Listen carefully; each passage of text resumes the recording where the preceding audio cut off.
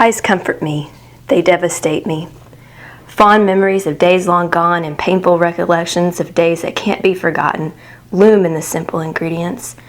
Butter, flour, Crisco, ice water, sugar, milk, apples or peaches or chocolate that make a pie, well, a pie. Certain pies intimidate me, other pies scare me. How many people will admit to such a thing? Do I have a case of pie phobia? It's ludicrous, I know. I can picture it now. Pie phobia. Symptoms include intense fear of failing to make a perfect crust, frequent loss of sleep over what it means to scald milk. Expect the potential avoidance of slicing pie lest the ideal slice not appear on the plate. In case you haven't noticed, pies accentuate my anxious nature. I come from a long line of accomplished home cooks, and pies were the specialty of the women on both sides of my family. But there's a particular pie my grandmother Hildegard used to make that evokes all sorts of emotions within me. The early memories I have of her pie started out like you'd expect, happy, pleasant. However, these positive memories vanished when I was about 15 years old and witnessed my grandmother lose herself over a piece of black bottom pie served at my family's annual Thanksgiving Day lunch. The pie, a classic Southern dessert, has a chocolate crust that cradles a chocolate and vanilla custard filling. As if 2 types of custard weren't enough, the pie is garnished with fresh whipped cream and chocolate shavings. Hildegard spent the night before Thanksgiving Day preparing the pie with the culinary fearlessness that comes with years of experience in the kitchen. My father once told me that she would frequently stay up all night baking desserts for special occasions and holidays. Hildegard would make a dessert again and again until she felt it was perfect. No one could rival her black bottom pie. When Thanksgiving Day arrived, my uncles, aunts, brother, parents, and grandparents gathered around Hildegard's formal dining room table. She was a traditional woman when it came to hosting a dinner or lunch.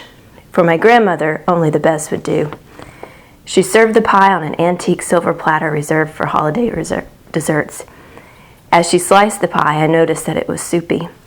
The runny custard slipped through my fork when I attempted to take a bite.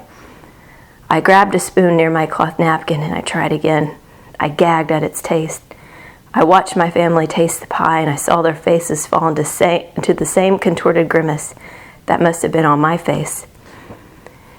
Hildegard had mistaken the canister of salt in her pantry for the canister of sugar when cooking the custard filling. The sweetness of the whipped cream combined with the boldness of the chocolate was overshadowed by her salty mistake. "It's spoon pie, Mom. We'll call it spoon pie instead of black bottom pie," my uncle said. Hildegard didn't respond. Instead, she put a small piece of pie to her lips and recoiled. "I don't understand," she said. "I don't know what happened." "It's okay, Mom," my dad said. "We're all full anyway." My grandmother quickly cleared the table. I thought I heard her weep quietly in the kitchen. We never mentioned the incident to her again. That Thanksgiving was the last time I ever had a piece of my grandmother's black bottom pie. Her pie changed, and she did too. She soon forgot who she was, who we were, and our black bottom pie. 12 years passed, and I discovered her black bottom pie recipe card in the family cookbook I've been sifting through for the last few months. I studied the recipe. I cursed the recipe and its ambiguity. How am I supposed to know how to scald milk? How do I tell when the custard's set?